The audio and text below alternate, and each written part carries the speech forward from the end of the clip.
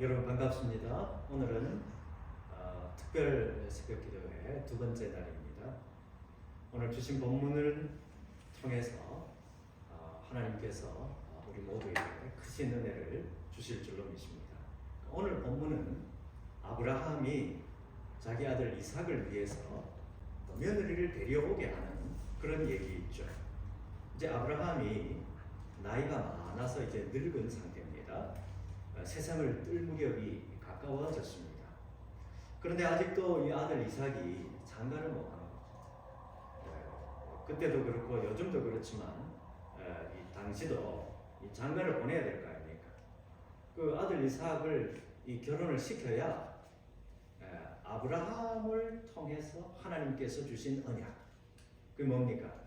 저 하늘의 별과 같이 바다의 모래같이 많은 민족을 너와 네 자손을 통해서 그렇게 이루게 만들어 주겠다고 약속하신 그 하나님의 언약이 이루어지려면 그러면 이제 이 아들 이삭이 결혼을 해야 되는 거죠. 하나님의 이 놀라운 언약을 이루는데 쓰임 받기 위해서 이제 이 아브라함은 어떻게 하는가 하면 자기 집의 모든 소유를 맡은 나이 많은 노종, 늙은 종을 불러가지고 이제 이삭의 아내가 될 만한 사람을 찾아가지고 오너라, 그렇게 말합니다. 오늘 이 아브라함의 노종은 주인 아브라함의 명령을 받고 그 일을 수행한 사람인데 우리에게 이 청지기가 과연 어떤 사람인가, 이거를 아주 자세히 보여주는 하나의 중요한 모델이라고 할 수가 있습니다.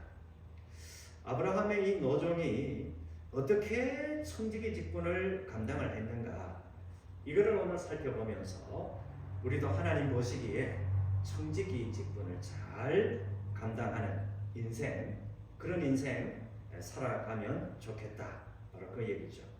오늘 본문에 보면 이 주인 아브라함은 노종에게 이렇게 말합니다. 가서 내 아들 이삭의 아내가 될 만한 여인을 찾아서 데리고 와라.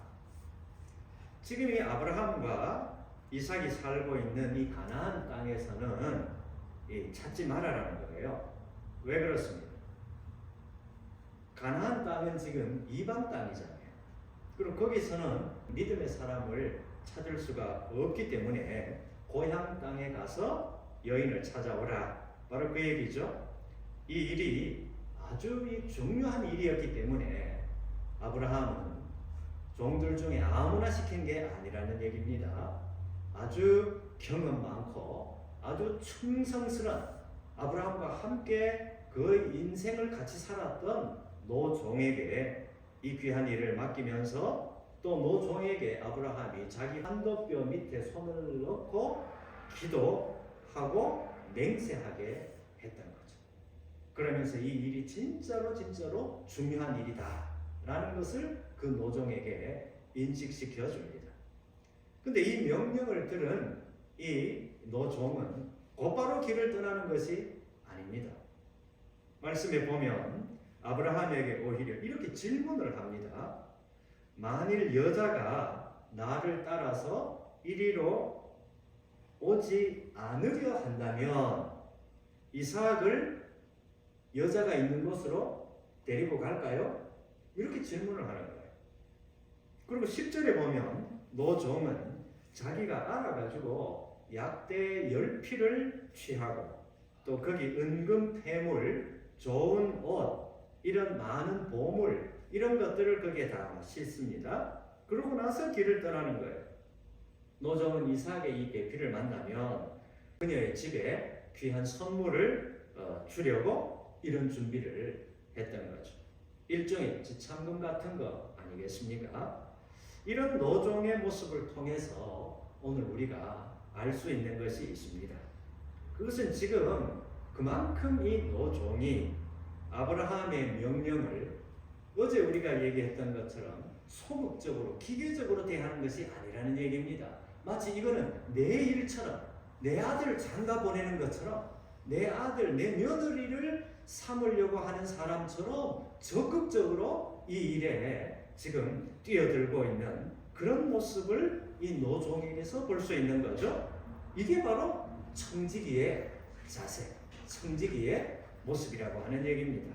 그렇습니다. 이 믿음이라고 하는 것은 우리가 아무 생각 없이 무조건 이 뛰어들기만 하면 되는, 그러면 이제 하나님이 알아가지고 뭐 다 해주시겠지, 뭐 이런 게 아니란 얘기예요.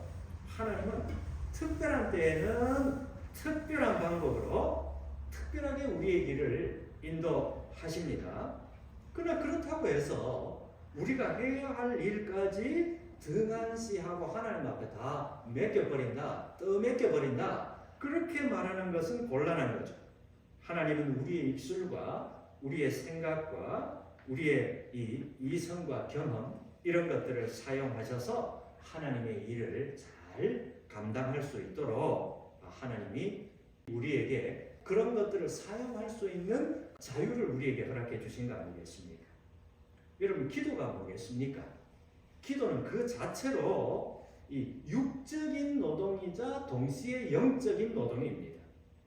그만큼 이 기도는 힘을 쓰고 이 땀을 흘리는 이 육체적인 노동이 기도라는 것이고, 그만큼 하나님 앞에 모든 초점을 맞추고 있지만은 우리 육의 눈으로는 보이지 않는 영적인 무언가를 추구한다는 점에서 이 영적인 노동이다, 이렇게 말할 수 있는 거죠. 여러분, 믿음으로 어떤 일을 시작한다, 이 말은 우리가 기도만 하면 다른 모든 일은 면제된다, 뭐 하나님 다 해주시니까, 이런 식으로 우리가 이 기도를 이해하면 사실 좀 곤란합니다.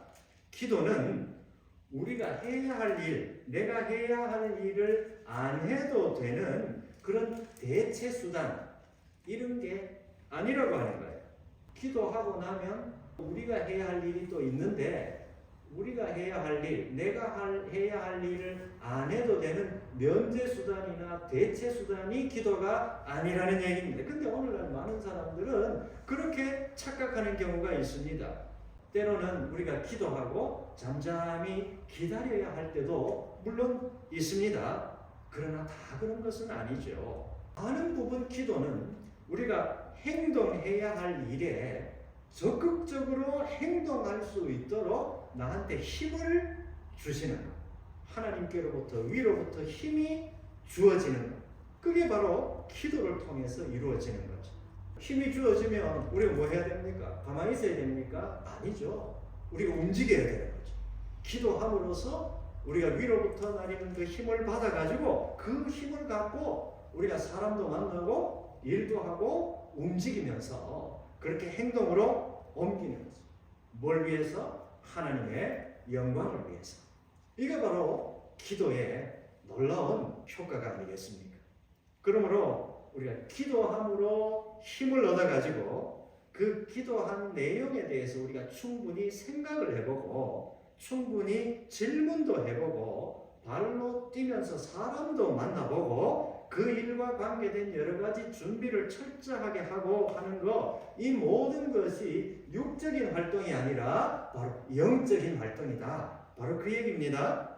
근데 생각외로 믿음이 있다고 하는 사람들 중에서도 기도하고 말씀 보고 이거는 영적인 활동인데 이렇게 실제적으로 철저하게 준비하고 사람 만나고 행동으로 옮기는 거, 이거는 영적인 활동이 아니라고 생각하는, 그렇게 착각하는 경우가 있다고 하는 얘기입니다. 여러분, 우리 한번 생각해 보십시다. 만약에 신학훈련, 목회 준비가 제대로 안 된 그러한 신학생이 목회 현장에 나가면 얼마나 많은 무리를 일으키겠습니까? 그렇지 않습니까? 준비가 안 된 사람이 선교사로 나가가지고 많은 시간과 많은 자원을 낭비하는 경우도 우리가 많이 볼 수가 있습니다. 그러므로 오늘 우리가 생각해야 될 것은 청직이라고 하는 것은 비록 이 일을 내가 하나님으로부터 위임을 받기는 받았지만 여전히 청지기직을 수행하기 위해서 열정적으로 준비해 나가는 그런 사람이 청직이라는 겁니다. 하나님은 준비된 사람을 사용하시기 때문에 그렇습니다. 물론 특별한 경우에는 특별한 방법으로 사용하시죠. 그러나 하나님은 많은 경우에 준비된 사람을 사용하시죠. 그 일에 합당하게 준비된 사람을 그 일에 사용하신다. 바로 그 얘기입니다. 바울은 다소 지방 출신이죠. 가말리엘 문화에서 공부를 했죠. 유대 전통, 헬라 전통 이 모든 것을 다 경험한 사람입니다. 히브리어, 헬라어, 아람어 이런 여러 나라 말에 아주 능통한 사람이 바울입니다. 이렇게 준비되어 있었기 때문에 바울이 이방인 전도에 아주 제대로 쓰임받게 된 거죠. 여러분, 하나님께서 베드로를 불러가지고 이방인 선교를 하게 했다면 이 제대로 할 수 있었겠습니까? 전혀 할 수 없었겠죠. 왜? 준비가 안 되어 있으니까. 그래서 베드로는 유대인들을 위해서 전념하는 그런 사역에 하나님이 사용하시고, 또 바울은 이방인 전도에 사용하신 거죠. 여러분, 믿음이라고 하는 것은 우리의 상식이나 우리의 생각하는 능력, 또 우리가 지금까지 해온 경험, 이런 것들과 믿음은 완전히 반대다. 이래 생각하는 것은 조금 곤란합니다.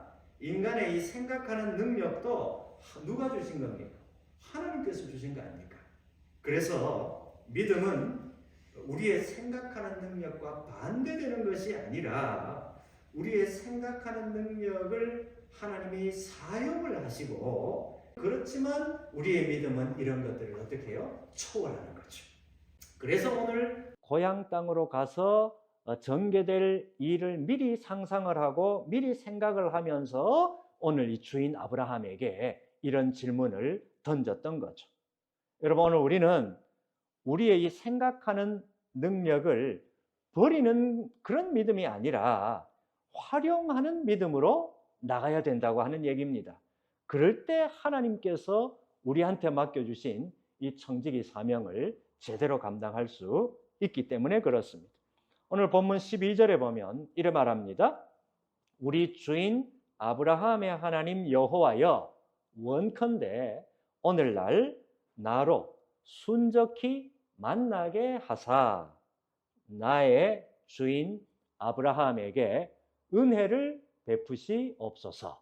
노종이 하나님 앞에 이렇게 기도를 드립니다. 오늘 우리도 기도를 합니다. 여러분, 우리가 많이 기도하죠. 또 자주 기도합니다. 근데 기도 내용을 보면 어떠냐 이 얘기입니다. 물론 우리가 하나님 앞에 구하지 않아서 얻지 못한 것이 얼마나 많이 있습니까? 너희가 얻지 못함은 구하지 아니함이라. 예수님이 그렇게 말씀하셨지 않습니까? 자, 그런데 오늘 노종의 기도 내용을 한번 들어보자 이 얘기입니다. 이 노종의 기도 내용은 노종 자신의 소원에서 비롯된 기도 제목이 아니라 그 노종의 주인 되는 아브라함의 소원에서 비롯된 기도 제목이다. 이것이 핵심입니다. 이것이 바로 노종의 기도 제목하고 오늘 때로 우리의 기도 제목하고 조금 차이가 나는 바로 그 대목이다 이 얘기죠. 이게 중요합니다. 지금 아브라함의 청지기로 지금 길을 떠나고 있는 이 노종은 하나님이 예비해 주신 이삭의 아내를 순적히 만나게 해달라고 하나님 앞에 기도를 드리는 거죠. 이런 이 노종의 기도를 가리켜서 어떤 기도라? 사명을 감당하기 위한 기도라. 그렇게 말할 수 있습니다.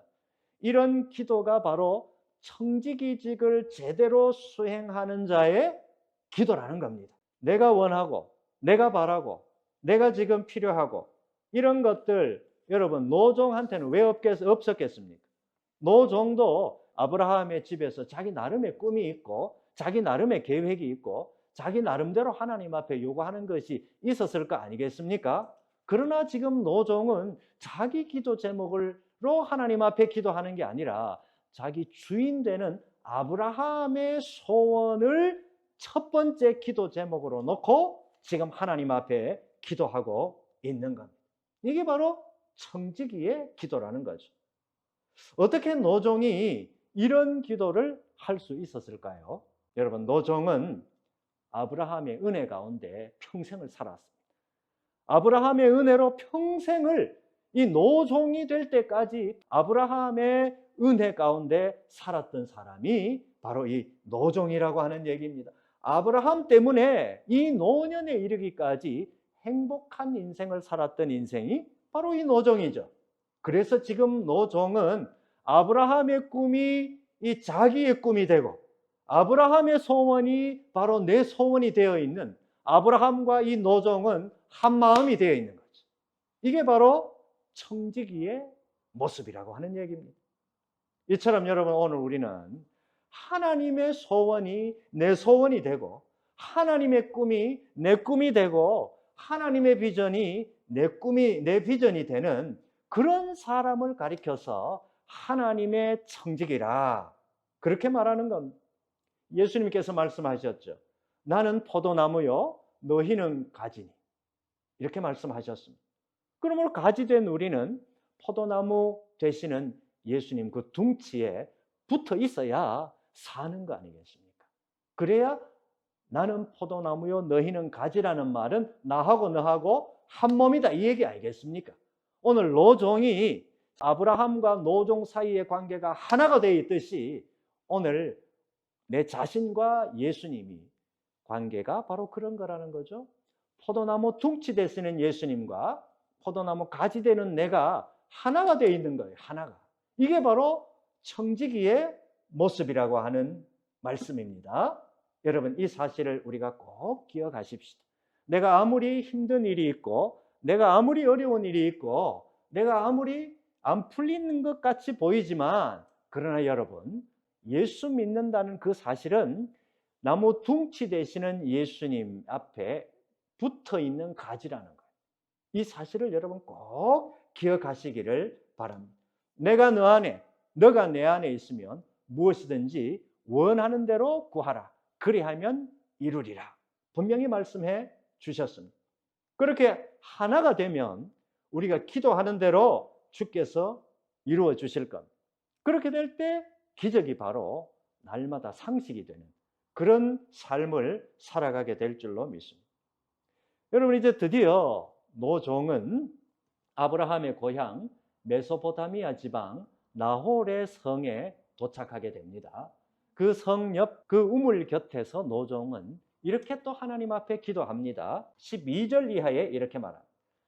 어떤 처녀가 우물로 오면 하나님, 나한테 물을 좀 달라라고 내가 그 여인한테 한번 부탁해 볼게요. 그리고 그때 그 처녀가 당신의 낙타한테도 이 물을 주세요, 이렇게 말하는 여성이 있으면 그녀가 바로 하나님이 예비하신 아브라함의 며느리다, 제가 그렇게 생각을 할게요 라고 누가?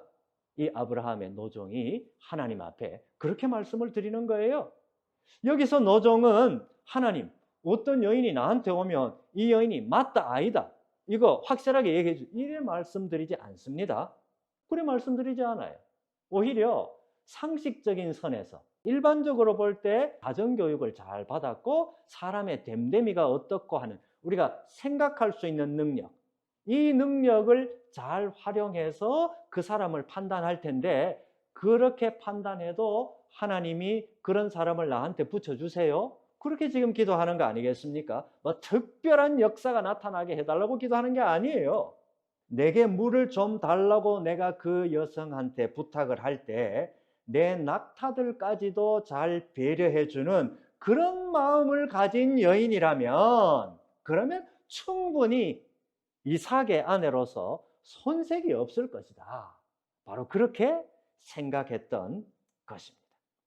우리는 노종의 이런 모습을 통해서 우리가 하나님의 뜻을 안다라고 하는 것이 하나님께서 신비한 방법으로 우리에게 하나님의 뜻을 알려주시기도 하십니다. 그러나 다 그런 건 아니죠.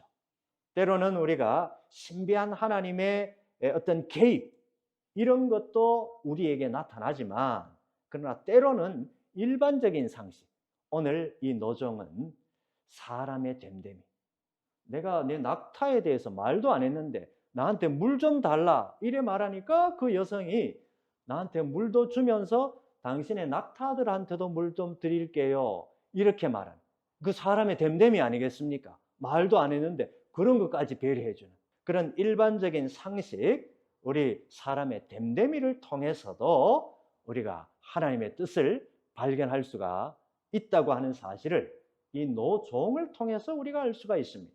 여러분, 이제 말씀을 마칩니다. 이 노종의 이름은 성경에 나오지 않습니다.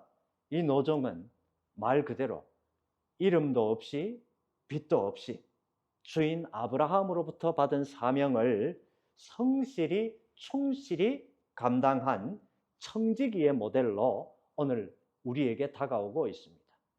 과거에도 그렇고 지금 이 시대에도 그렇지만 하나님을 따르는 예수 그리스도의 뒤를 따라가는 수많은 사람들이 있습니다. 어떤 사람들은 언론의 스포트라이트를 받고 어떤 사람들은 수많은 사람들이 박수도 치고 그렇게 하지만 하나님이 주목하시는 모든 사람에게 사람들이 그렇게 하지는 않는다는 얘기입니다.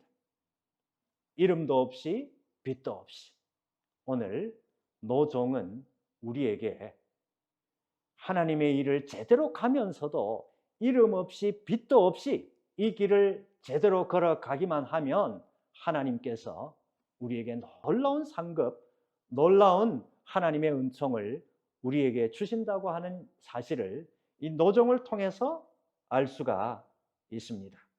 하나님 오늘도 이 노종과 같은 믿음의 사람, 하나님 보시기에 듬직한 믿음의 청지기를 찾고 계십니다. 우리를 부르시는 그 하나님의 음성을 이 아침에 들으시고 그 음성에 귀를 기울이시고 그 음성에 응답하는 그런 청지기로 살아가는 저와 여러분 모두가 되시기를 주님의 이름으로 축복합니다.